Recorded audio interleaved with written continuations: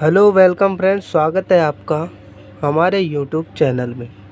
आज की वीडियो में हम पढ़ने वाले हैं प्रश्नावली 3.4 का क्वेश्चन नंबर 1। क्वेश्चन नंबर 1 है, निम्न समीकरण के युग्म को विलोपन विधि तथा प्रतिस्थापन विधि से हल कीजिए और कौन सी विधि उपयुक्त है ये हमें बताना है। तो सबसे पहले हम विलोपन विधि से हल करते हैं। तो विलोपन विधि से हल करने के लिए किसी भी चर के गुणांकों को समान करना होता है सबसे पहले। तो इसके लिए हम यदि x को 2 से गुणा कर दें तो ये यहाँ पर दोनों के गुणांक समान हो जाएंगे, या फिर y को हम इस समीकरण को 3 से गुणा कर दें तो ये y के गुणांक समान हो जाएंगे। तो हम समीकरण को 2 से गुणा कर देते हैं ताकि x के गुणांक समान हो जाए। तो समीकरण 1 को 2 से गुणा करने पर x को 2 से गुणा करेंगे 2x, y को 2 से गुणा करेंगे 2y और 5 को 2 से गुणा करेंगे 10। इसे हम नाम दे देंगे समीकरण 3। अब समीकरण 2 को फिर से ऐसे ही लिख देना है 2x - 3y = 4 और इसे नाम दे देना है समीकरण 4। अब हम समीकरण 3 में से समीकरण 4 को घटा देंगे, क्योंकि यहाँ पर यदि चिन्ह समान हो तो हमें दोनों समीकरण को घटाना है, और यदि चिन्ह असमान हो तो हमें दोनों समीकरणों को जोड़ना है। तो चूँकि चिन्ह समान है तो इसलिए हम घटा देंगे।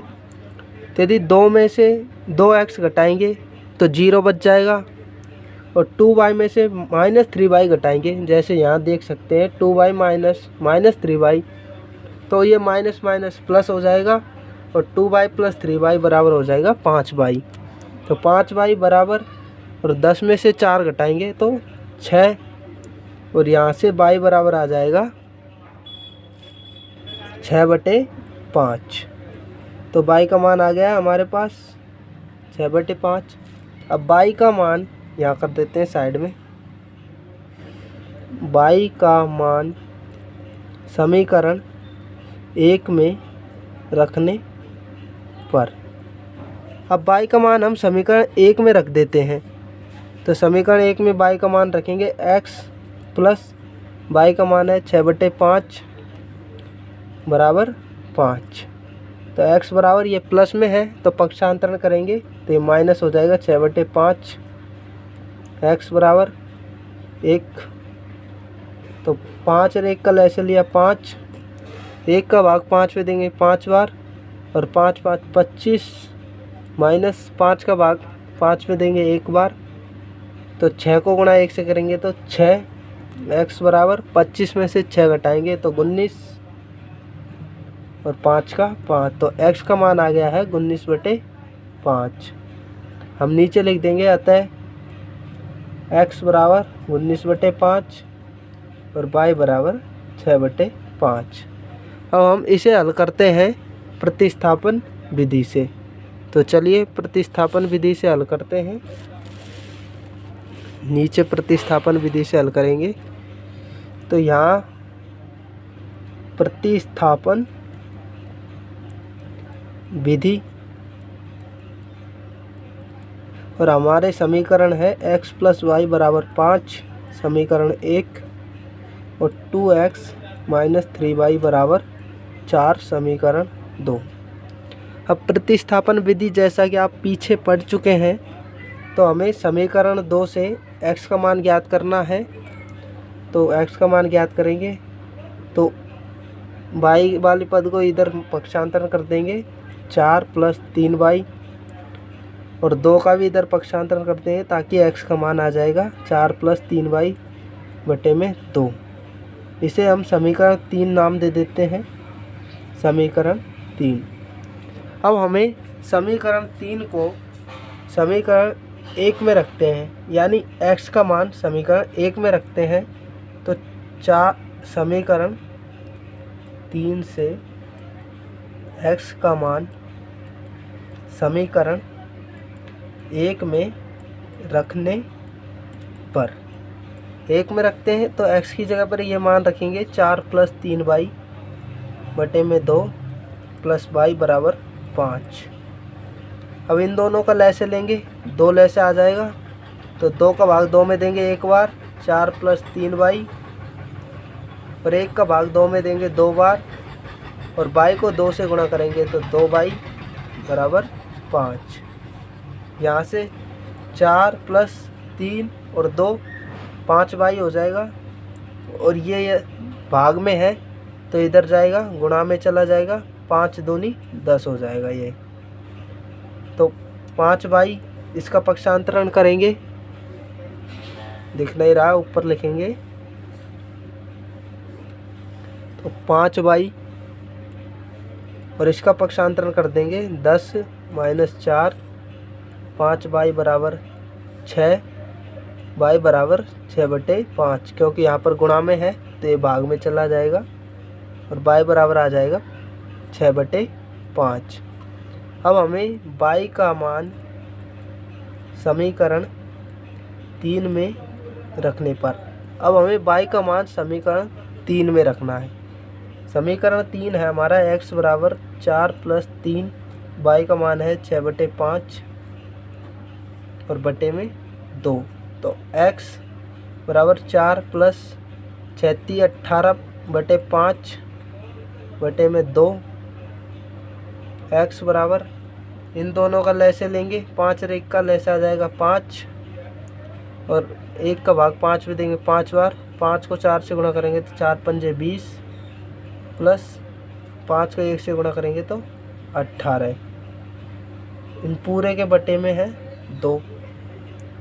x बराबर आ जाएगा हमारा 18 और 20 जोड़ेंगे तो 38/5, और इसका 1 लगा देंगे। यदि भिन्न के बटे में कोई भिन्न आए तो वह भिन्न पलट जाती है और गुणा हो जाती है। जैसे कि यहाँ देखते हैं, मान लीजिए 3/5 है और इसके बटे में 7/2 है, तो ये इसे यदि हल करेंगे तो 3/5 गुणा ये भिन्न पलट जाएगी 2/7। तो इस प्रकार हम इसको हल करते हैं। ऊपर आ गया 38/5, और क्योंकि इस भिन्न के बटे में भी ये भिन्न है 2/1, तो ये यहाँ जाकर पलट जाएगी गुणा में 1/2, तो पलट गई, यहाँ से पलट चुकी है ये भिन्न, तो 2 से काटेंगे 19 बार, तो x का मान आ जाएगा 19/5। जो कि आप देख सकते हैं कि प्रतिस्थापन विधि और विलोपन विधि से x और y का मान सेम है, यानी किसी भी विधि से समीकरणों को हल करो मान वही आता है। यहाँ से आ गया x बराबर 19/5। अब ये आगे पूछ रहा है कौन सी विधि उपयुक्त है, तो आप यहाँ पर आपको जो विधि अच्छी लगे वो विधि आप लिख सकते हैं, और ऐसे सवाल बोर्ड में नहीं पूछे जाते हैं कि कौन सी विधि उपयुक्त है या नहीं, तो आप कोई सी भी विधि लिख सकते हैं। अब चलते हैं क्वेश्चन नंबर 2 की तरफ। क्वेश्चन नंबर 2 है हमारा 3x + 4y बराबर 10, समीकरण 1, 2x - 2y बराबर 2, समीकरण 2। अब हमें गुणांक समान करने हैं, तो हम किसी के भी गुणांक समान कर सकते हैं, x के y के, आप जिसके चाहो समान कर सकते हैं। तो हम यहाँ से यदि y के गुणांक समान करना चाहें तो नीचे वाले समीकरण को 2 से गुणा कर देंगे, तो यहाँ पर 2 दूनी 4y हो जाएगा, और ये जो दोनों गुणांक हैं y के वो समान हो जाएंगे, ऊपर भी 4 हो जाएगा, नीचे भी 4 हो जाएगा। तो समीकरण 2 को 2 से गुणा करने पर ये हम कर रहे हैं विलोपन विधि। कौन सी विधि है ये? विलोपन विधि। तो गुणा करते हैं, ऊपर के समीकरण को पहले ऐसे के ऐसे ही जमा देते हैं, 3x + 4y बराबर 10, और इसे समीकरण 3 नाम दे देते हैं।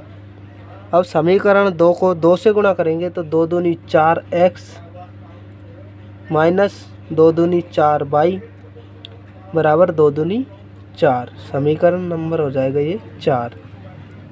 अब चूंकि जिस गुणांक को हमने समान किया है उस गुणांक के चिन्ह असमान है, यानी चिन्ह अलग अलग है, तो हम दोनों समीकरणों को जोड़ देंगे। तो यहाँ से लिखेंगे समीकरण 3/4 4 को जोड़ने पर। जोड़ते हैं, 3x में 4x जोड़ेंगे तो 7x हो जाएगा, और 4y में -4y जोड़ेंगे तो ये दोनों कट जाएंगे, और बराबर 10 में 4 जोड़ेंगे तो ये हो जाएगा 14। अब यदि 7 का पक्षांतरण कर देंगे तो 14/7, और x बराबर आ जाएगा 2। 7 का भाग देंगे तो x बराबर 2 आ जाएगा।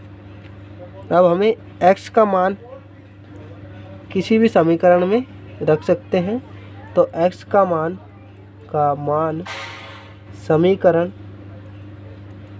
1 में रखने पर, 1 में रखते हैं तो 3 गुणा x का मान है 2 + 4y बराबर 10, 3 दूनी 6 + 4y बराबर 10।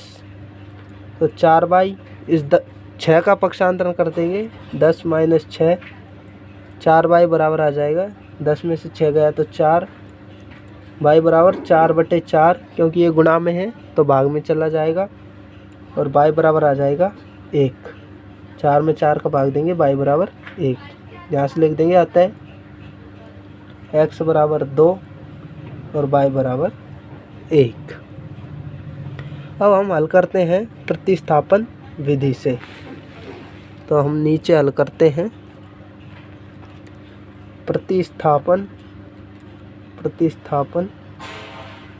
विधि। प्रतिस्थापन विधि से हल करने पहले हम समीकरणों को लिख लेते हैं। 3x + 4y बराबर 10 समीकरण 1, 2x - 2y बराबर 2 समीकरण 2। अब प्रतिस्थापन विधि से हल करने के लिए हमें समीकरण 2 से x का मान ज्ञात करना है।